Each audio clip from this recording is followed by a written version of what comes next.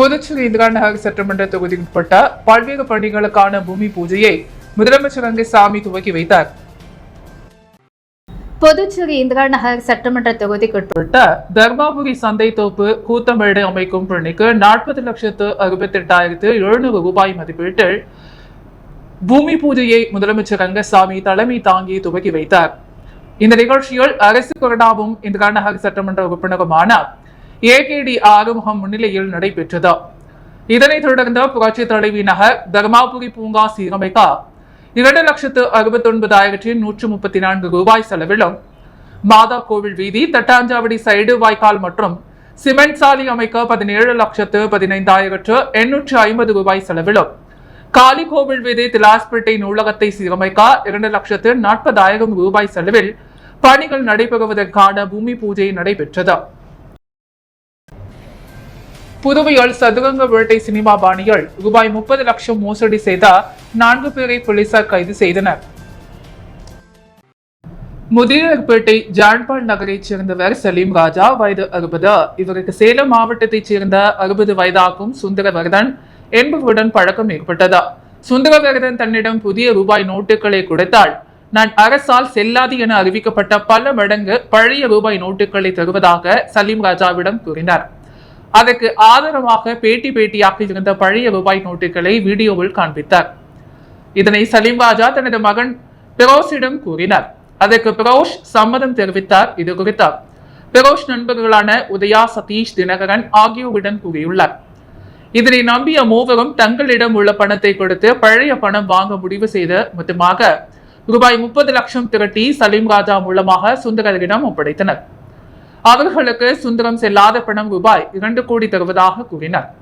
ஆனால் பணத்தை கொடுக்காமல் இழுத்தடித்து வந்தார். இதை தொடர்பாக தினகரன் கொடுத்த புகாரின் பெயரில் முதலியார்பேட்டை இன்ஸ்பெக்டர் கண்ணன் வழக்கு பதிந்து வழக்கில் தொடர்புடைய ரியல் எஸ்டேட் புரோக்கர்களான சுந்தரவர்தன், சென்னை அசோக் நகரைச் சேர்ந்த 48 வயதாகும் ராமானுஜம், கோயம்புத்தூர் மேட்டுப்பாளையத்தைச் சேர்ந்த 48 வயதாகும் சந்தானம், சலீம் ராஜா ஆகியோரை கைது செய்தார். நீதிமன்றத்தில் ஆஜர்படுத்தி காலாப்பட்டு சிறையில் அடைத்தனர். சதுரங்க வேட்டை சினிமா பாணியில் ரூபாய் 30 லட்சம் மோசடி நடந்த சம்பவம் பரபரப்பை ஏற்படுத்தியது.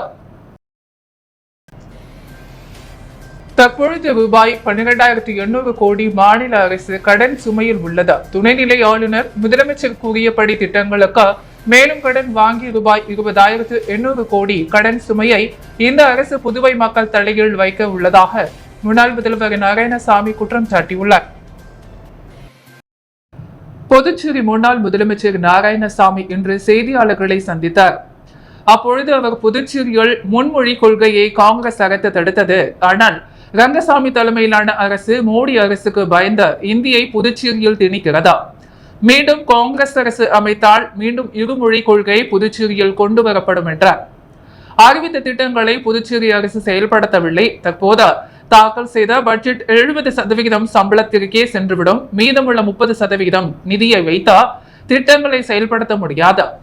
தற்பொழுது 12,800 கோடி மாநில அரசு கடன் சுமையில் உள்ளது.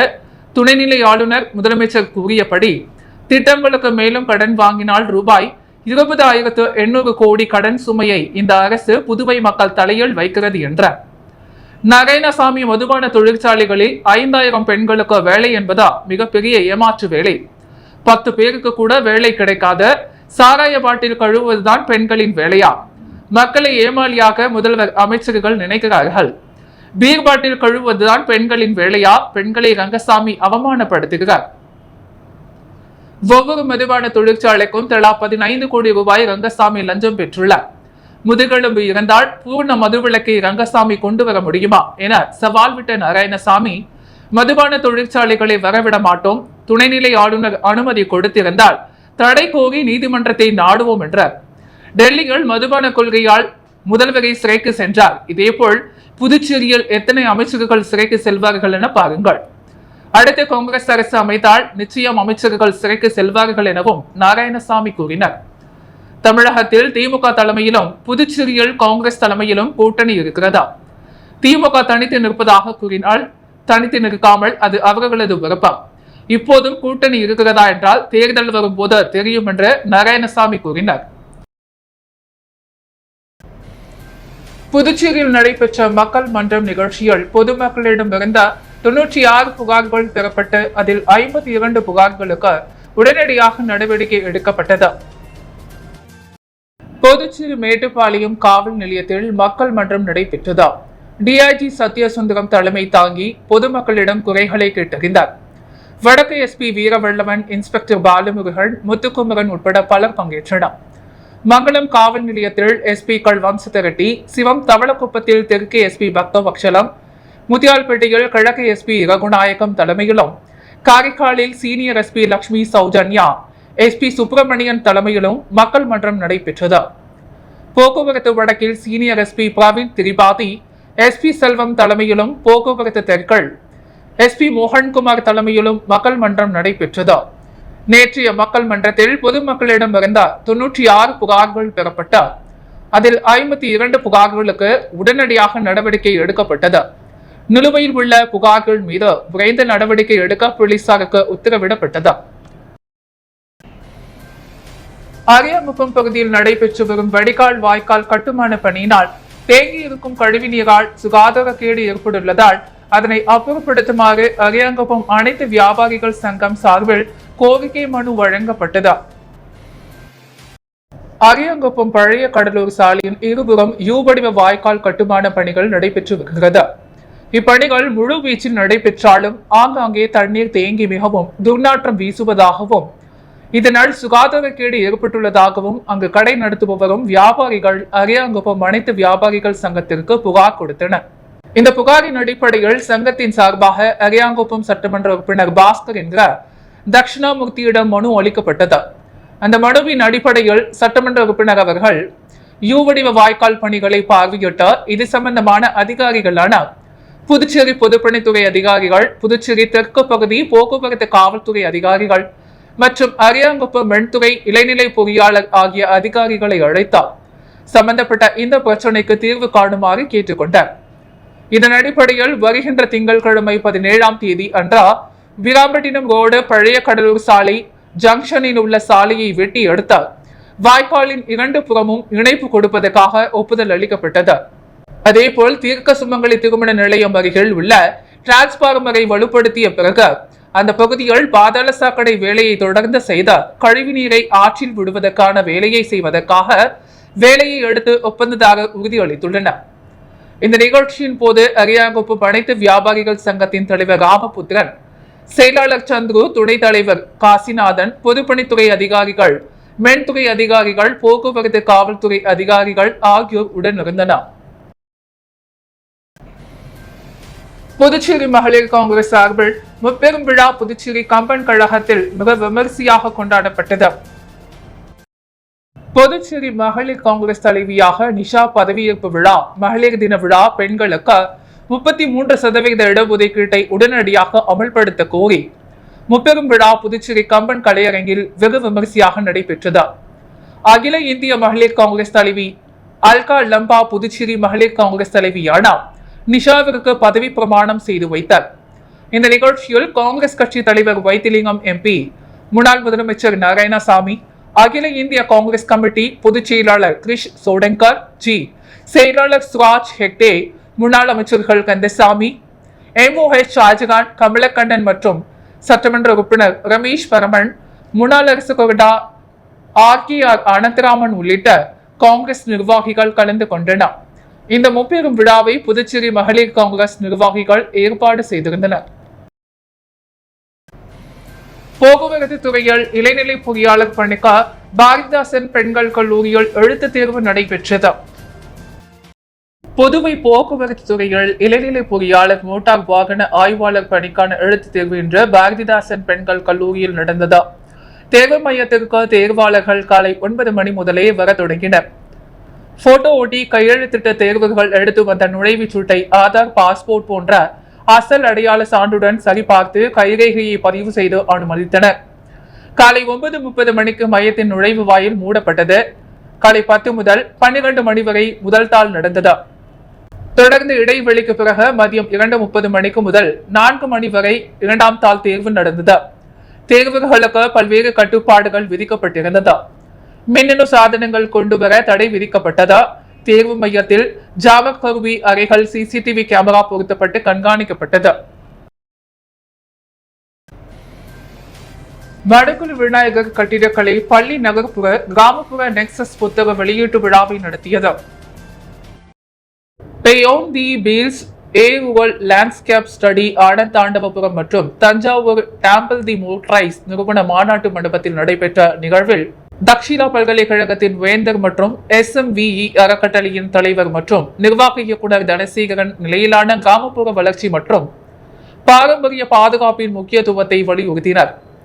நிகழ்ச்சிக்கு தலைமை வகித்த செயலாளர் SMVE டிரஸ்ட் நாராயணசாமி, பொருளாளர் SMVE அறக்கட்டளை ராஜாராம் மற்றும் இணை செயலாளர் SMVE அறக்கட்டளை வேலாயுதம் நவீன முன்னேற்றங்களை தழுவி பாரம்பரிய நிலப்பரப்புகளை பாதுகாப்பதில் கட்டிடக்கலையின் பங்கை எடுத்து காட்டினர். விழாவில் இயக்குநர் மற்றும் முதல்வர் வெங்கடாச்சலபதி வரவேற்புரை நிகழ்த்தி தேர்வு கட்டுப்பாட்டாளர், பல்வேறு துறைகளின் டீன்கள் மற்றும் தலைவர்களுக்கு மாணவர்கள் பேராசிரியருக்கும் நன்றி தெரிவித்தார். பேராசிரியர் மனோகரன், முதல்வர் SOA SMVEC நகர்ப்புற கிராமப்புற நெக்சஸ் கருப்புகளின் ஒரு பகுதியாக கிராமப்புற மற்றும் நகர்ப்புற நிலப்பரப்புகள் எவ்வாறு தனித்தன்மை வாய்ந்த வழிகளில் ஒருவருக்கொருவர் தொடர்பு கொள்கின்றன, செல்வாக்கு செலுத்துகின்ற மற்றும் வடிவமைக்கின்ற என்பதையும் இந்த நிகழ்வு வெளிச்சம் போட்டு காட்டுகிறது. புத்தகத்தின் நுண்ணறிவுகள் வெறும் கல்வி சார்பை அல்ல, ஆனால் நிஜ உலக அனுபவங்கள் மற்றும் திட்டமிடல் மற்றும் மேம்பாட்டின் எதிர்காலத்தை பாதிக்கக்கூடிய வடிவமைப்பு திட்டங்களை பிரதிபலிக்கின்றன. Beyond the Beals equal landscape study ஆனந்தாண்டவபுரத்தில் உள்ள கிராமப்புற நிலப்பரப்பு பாரம்பரிய குடியேற்ற முறைகளை ஆராய்கிறது மற்றும் கிராமப்புற நிலைத்தன்மையை மேம்படுத்துவதற்கான வடிவமைப்பு திட்டங்களை வழங்குகிறது. Thanjavur river and revitals temple cities heritage PRT modern era நவீன நகர்ப்புற தேவைகளை ஒருங்கிணைத்தார்.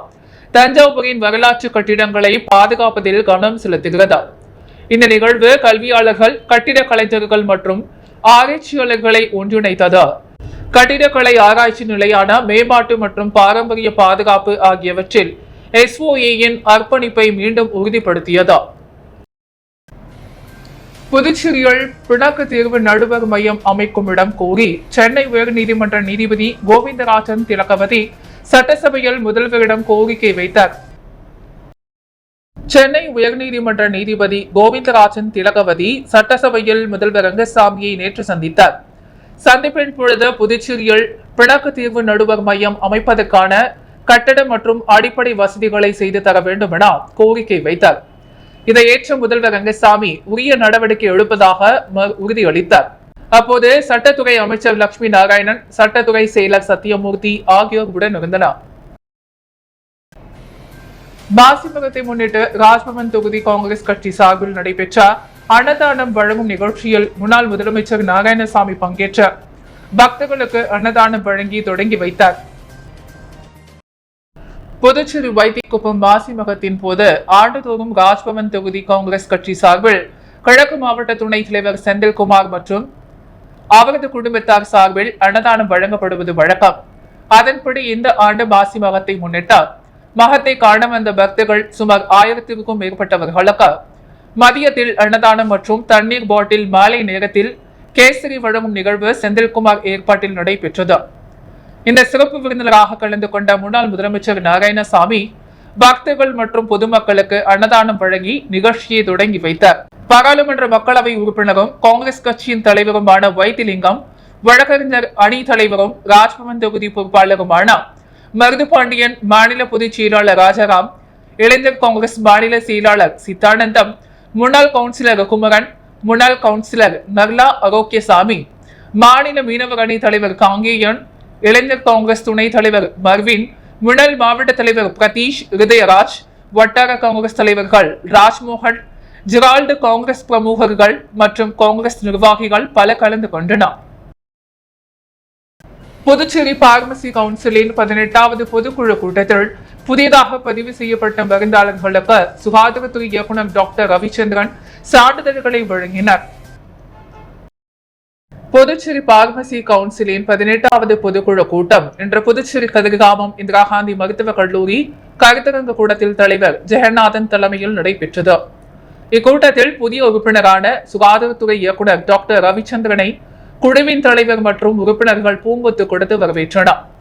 தொடர்ந்து பேசிய டாக்டர் ரவிச்சந்திரன் காலியாக உள்ள அரசு மருந்தாளர்கள் பணியிடங்களை விரைவில் நிரப்புவதாக உறுதியளித்தார். இக்கூட்டத்தில் தீர்மான முடிவுகளான LSSS DC மத்திய அரசின் ஆணைப்படி பார்மசி கவுன்சில் ஆஃப் இந்தியா அறிவுறுத்தலின்படி புதுவை மாநிலத்தில் LSSS DC நிகழ்ச்சி விரைவில் தொடங்கப்படும் என்ற குழுவின் சார்பாக தெரிவிக்கப்பட்டது. புதுவை, மாஹே, ஏனாம், காரைக்கால் பகுதிகளில் உள்ள மருந்து கடைகளில் தள்ளுபடி பலகைகளாக சிறு வணிகர்களின் வியாபாரம் பாதிக்கப்படுவதை கருத்தில் கொண்ட விளம்பர பலகைகளை ஏப்ரல் 14க்கு பிறகு பேனர்கள் வைக்க தடை செய்ய கவுன்சில் குழு சார்பாக ஒருமனதாக முடிவு எடுக்கப்பட்டது. புதுவையில் காலியாக உள்ள அரசு மருந்தாளர்கள் பணியிடங்களை விரைவில் நிரப்புமாறு சுகாதாரத்துறைக்கு புதுவை மாநில அரசுக்கும் கவுன்சில் சார்பாக கோரிக்கை வைக்கப்பட்டது. பார்மசி ஆக்ட் 1948 செக்ஷன் 42 மற்றும் PPR 2015 முழுவதுமாக அமுல்படுத்த குழுவின் சார்பாக முடிவு செய்யப்பட்டது. அன்னை தெரேசா மருந்தியல் கல்லூரியின் பதிவாளராக நியமிக்கப்பட்ட கவுன்சில் உறுப்பினர் மற்றும் டெல்லி பிரதிநிதி டாக்டர் கவிமணி அன்னை தெரேசா விரிவுரையாளருக்கு குழுவின் சார்பாக வாழ்த்துரை வழங்கப்பட்டது. தொடர்ந்து பேசிய டாக்டர் கவிமணி பாண்டிச்சேரி பார்மசி கவுன்சிலின் சாதனைகளையும் அதன் பணிகளையும் தெரியப்படுத்தினார். கருத்தரங்க கூடத்தின் முதல் விரிவுரையாளரான வெங்கடேஸ்வரா மருத்துவக் கல்லூரியின் முதல்வர் டாக்டர் ஜெயராமன் ராஜாராங்கம் மருந்தாளர்களுக்கு விளக்குரை ஆற்றினார். புதிதாக பதிவு செய்யப்பட்ட மருந்தாளர்களுக்கு சான்றிதழ்களை சுகாதாரத்துறை இயக்குநர் டாக்டர் ரவிச்சந்திரன் வழங்கினார். தொடர் மருந்தியல் கல்வி திட்டத்தின் கூட்டத்தில் 500 மருந்தாளர்கள் கலந்து கொண்டு பயன்பெற்றனர். இக்கூட்டத்தில் கவுன்சில் உறுப்பினர்கள் டெல்லி பிரதிநிதி டாக்டர் சத்யமூர்த்தி, டாக்டர் அருண் ஆகியோர்கள் கலந்து கொண்டனர். இந்த விழா ஏற்பாடினை கவுன்சில் பதிவாளர் பாலமுருகன் ஏற்பாடு செய்திருந்தார். நன்றி உரையினை டாக்டர் அருண்குமார் வழங்கினார். புதுச்சேரி நகர பகுதியில் அனுமதியின்றி வாடகை விடுவதற்கான நிறுத்தி வைத்திருந்த இருசக்கர வாகனங்களை போலீசார் பறிமுதல் செய்தனர். புதுச்சேரி நகரின் முக்கிய வீதிகளில் இருசக்கர வாகனங்களை வாடகைக்கு விடும் நிலையங்கள், சாலைகள் மற்றும் நடைபாதைகள் ஆக்கிரமித்து வைத்ததால் போக்குவரத்து நெரிசல் ஏற்படுவதாகவும் உரிய அனுமதியின்றி வாகனங்களை வாடகைக்கு விடுவதாகவும் தொடர்ந்து புகார்கள் வந்தது. இதையடுத்து புதுச்சேரி போக்குவரத்து சீனியர் SP பிரவீன்குமார் திரிபாதி, வட்டார போக்குவரத்து அதிகாரி பிரபாகர் ராவ், SP செல்வம், இன்ஸ்பெக்டர் நாகராஜன், நகராட்சி சிறை பொறியாளர் சிவபாலன், பொதுப்பணித்துறை இளைநிலை பொறியாளர் சிவபிரகாசம் மற்றும் அதிகாரிகள் மிஷன் வீதி, புசி வீதி, சின்னக்கடை உள்ளிட்ட இடங்களில் நேற்று மாலை ஆய்வு செய்தனர். அப்போது அந்த பகுதியில் அனுமதியின்றி வாடகைக்கு விடுவதற்கான நிறுத்தி வைக்கப்பட்டிருந்த இருசக்கர வாகனங்கள், போக்குவரத்திற்கு இடையூறாக நிறுத்தி வைக்கப்பட்டிருந்த வாகனங்கள் என மொத்தம் 18 வாகனங்களை போக்குவரத்து போலீசார் பறிமுதல் செய்த போக்குவரத்து துறையிடம் ஒப்படைத்தனர். சர்வதேச உலக மகளிர் தின விழாவை முன்னிட்டு இந்திரா காந்தி செவிலியர் கல்லூரியில் நடைபெற்ற மகளிருக்கான யோகா பயிலரங்கில் அமைச்சர் லட்சுமி நாராயணன் பங்கேற்ற பல்வேறு துறைகளில் சிறந்து விளங்கிய மகளிர்களுக்கு விருதுகள் வழங்கி பாராட்டினர். சர்வதேச உலக மகளிர் தின விழாவை முன்னிட்டு இந்திரா காந்தி செவிலியர் கல்லூரியில் இந்திய யோகா சங்கம் மற்றும் இந்திய மருத்துவ வட்சிகள் சங்கம் இணைந்த உலக மகளிர் தின விழா மற்றும் மகளிருக்கான யோகா பயிலரங்கை ஏற்பாடு செய்திருந்தனர். இவ்விழாவில் பேராசிரியர் மீனா ராமநாதன் வரவேற்புரை ஆற்றினார். சிறப்பு விருந்தினர்களை இந்திரா காந்தி செவிலியர் கல்லூரியின் துணை பேராசிரியர் கணேசன் பொன்னாடை பூர்த்தி கௌரவித்தார். பெண்களுக்கான யோகாவின் முக்கியத்துவத்தை இயக்குனர் சர்வதேச யோகா கல்வி மற்றும் ஆராய்ச்சி நிறுவனத்தின் தலைவர் மற்றும் IOA தலைவராகிய புதுவை கலைமாமணி யோகா ஆசிரியர் டாக்டர் ஆனந்த பாலயோகி பவனானி பெண்களுக்கான யோகாவின் முக்கியத்துவத்தை குறித்த கருத்துரையாற்றினர்.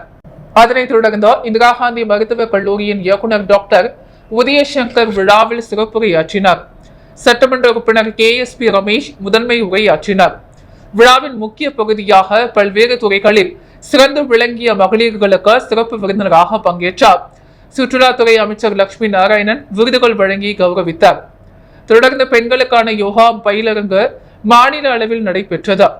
அதில் யோகாஞ்சலி நாட்டியாலயத்தின் துணைத் தலைவர் மற்றும் SPYSCA துணைத் தலைவரும் ஆகிய யோகா ஷாலினி தேவசேனா பவனானி மற்றும் சித்த மருத்துவ அதிகாரி யோகா செம்மல் டாக்டர் ராஜலட்சுமி மற்றும் இந்திரா காந்தி செவிலியர் கல்லூரியின் உதவி பேராசிரியர்கள் பிரவீனா மற்றும் சுந்தரமூர்த்தி இந்நிகழ்ச்சியினை வழி நடத்தினர். அதில் மார்பக மற்றும் கர்ப்பப்பை பிரச்சனைகளை தடுப்பதற்கான யோகா முறைகளையும், மாதவிடாய் பிரச்சனைகளை நிர்வாகத்தில் ஹார்மோன்களை சமநிலைப்படுத்துவதற்கான யோகா முறைகளும், பிரசவத்திற்கு முந்தைய மற்றும் பிந்தைய உடற்பயிற்சி மற்றும் கற்பிக்கப்பட்டது. இதில் 200க்கும் மேற்பட்ட பெண்கள் பயன்பெற்றனர். இறுதியில் யோகா திலகம் டாக்டர் பாலாஜி பொதுச் செயலாளர் நன்றி கூறினார். இந்திரா காந்தி செவிலியர் கல்லூரியின் முதல்வர் பேராசிரியர் டாக்டர் பிரமிளா தமிழ்வாணன், துணைத் தலைவர் வழிகாட்டுதலின் துணை பேராசிரியை சந்தோஷ்குமாரி இதற்கான ஏற்பாடுகளை சிறப்பாக செய்திருந்தார். புதுச்சேரி நூறடி சாலையில் புதிதாக அமைக்கப்பட்ட சுரங்கப்பாதை அணுகு சாலையை முதலமைச்சர் ரங்கசாமி மக்கள் பயன்பாட்டிற்கு அர்ப்பணித்தார்.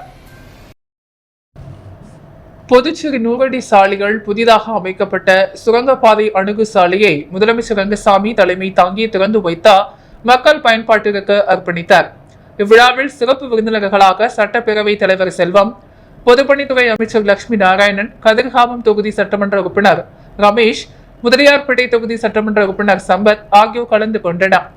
மேலும் இவ்விழாவில் புதுச்சேரி பொதுப்பணித்துறை தலைமை பொறியாளர் முனைவர் தீனதயாளன், பொதுப்பணித்துறை கண்காணிப்பு பொறியாளர் வீரசெல்வம், செயற்பொறியாளர் ராதாகிருஷ்ணன், உதவி பொறியாளர் முனைவர் ஆறுமுகம், இளைநிலை பொறியாளர் கோபிநாத் உள்ளிட்ட பொதுப்பணித்துறை அதிகாரிகள் மற்றும் திரளான ஊர் பொது மக்கள் கலந்து கொண்டனர்.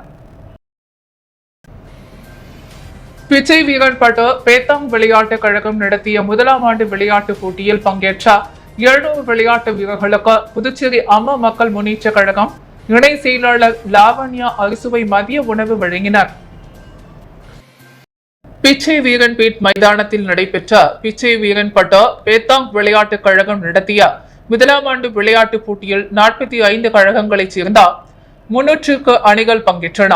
இப்போட்டியில் புதுச்சேரி உழவர்கரை தொகுதி அம்மா மக்கள் முன்னேற்ற கழக இணை செயலாளர் முனைவர் லாவண்யா சிறப்பு விருந்தினராக கலந்து கொண்டார். வீரர்களுக்கு பெத்தாங் விளையாட்டு உபகரணங்கள் மற்றும் 700 விளையாட்டு வீரர்களுக்கு அறுசுவை மதிய உணவு தனது சொந்த செலவில் வழங்கினர். இவ்விழாவில் பொதுமக்கள் பலர் கலந்து கொண்டு சிறப்பித்தனர். தமிழக முதலமைச்சர் மு.க.ஸ்டாலின் பிறந்த நாளை முன்னிட்டு காக்கையன்தோப்பு மனநல காப்பகத்தில் மதிய உணவு வழங்கப்பட்டது.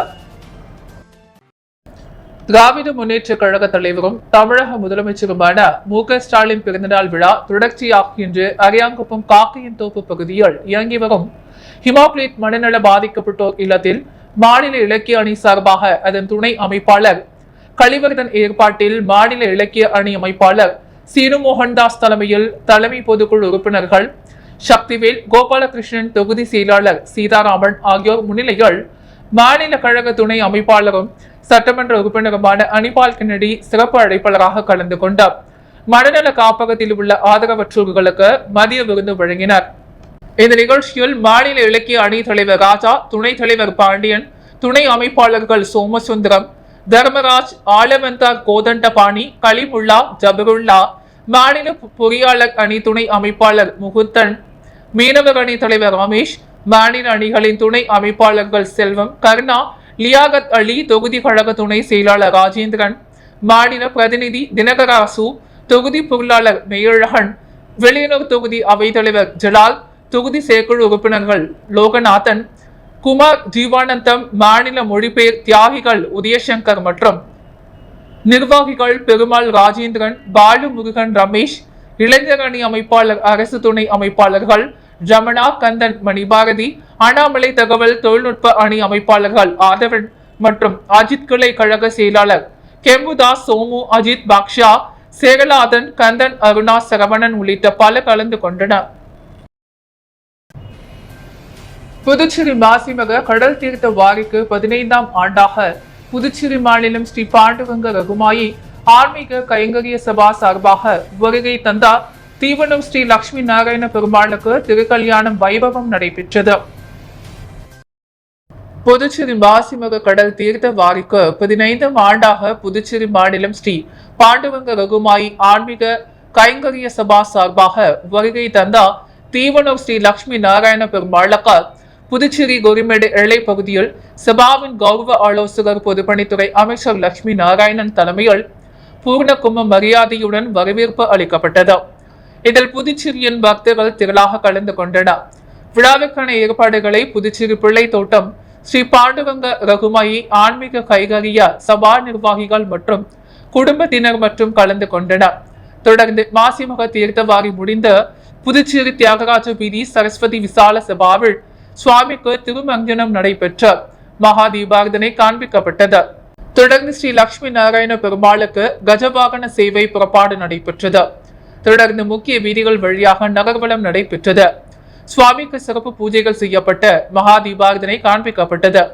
தொடர்ந்து இன்று ஸ்ரீ லட்சுமி நாராயண பெருமாளுக்கு திருக்கல்யாண உற்சவம் நடைபெற்றது. இதில் திரளான பக்தர்கள் கலந்து கொண்டு சுவாமியை வழிபட்டனர்.